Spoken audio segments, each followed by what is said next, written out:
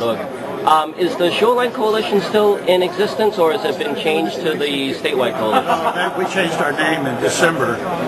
The reason we did that is that we have about 4,000 members now, and they are located completely across the state. As far north as East Providence Taxpayers Association, and over on Aquidneck Island, Portsmouth, Middletown, North Kingstown, Lincoln.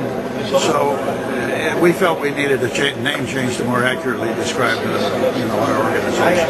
Well, one of the criticisms that the Shoreline Coalition received in the last election was that a number of the members and funders were from out of state and had second houses in Rhode Island. Would you care to respond to that? Well, we do have members who are from out of state. We got started in South County, and a number of our members are people who are out of state but who have very substantial business connections here and property that they own. And as property tax owners, they have every right to be concerned about what happens tax-wise in this state and with respect to other things that affect them. And so they're very interested in what we do, and they are by no means the majority of our members, but we respect them, we welcome them, we think they make a great addition to the insights that we get. And a lot of those people are extraordinarily accomplished people. Many of them run large businesses in the country. Many of them have expertise of enormous capability. And so we welcome those people, along with others from other parts of Rhode Island. Many of our members, most of them, are just ordinary tax-paying people. Great.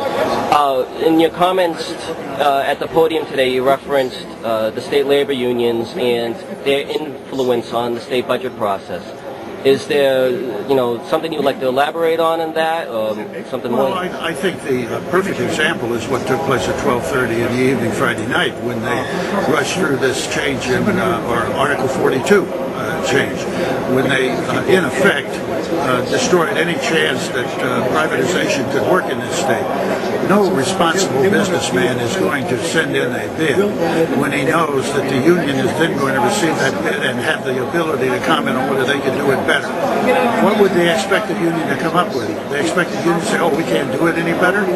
That's ridiculous. It makes a farce out of the whole process. If we're going to retain business in this state, if we're going to treat them fairly, then let's treat them the way any ordinary business transaction would take place. Put in the bids. Don't let the state unions be the final determiner as to whether a bid is appropriate or not. Now, in her comments on the floor, Representative Lima referenced the Smart Staffing Company and the $102,000 secretary at the DOT. From your point of view, are those examples of what the governor has allowed to happen, or are they, what are they? Well, I'm not sure what they are. I've heard that, and I have to assume that it's, let's assume it's true anyway, just for the sake of discussion. I don't know whether in fact it is. But if we're paying outrageous amounts of money under a private contract, that's not right, and it should be looked at. And I'm sure the governor is going to look at that. But on the other side is are the various things that the unions have done and the legislators themselves have done inside the legislature in giving out jobs to their friends and their relatives.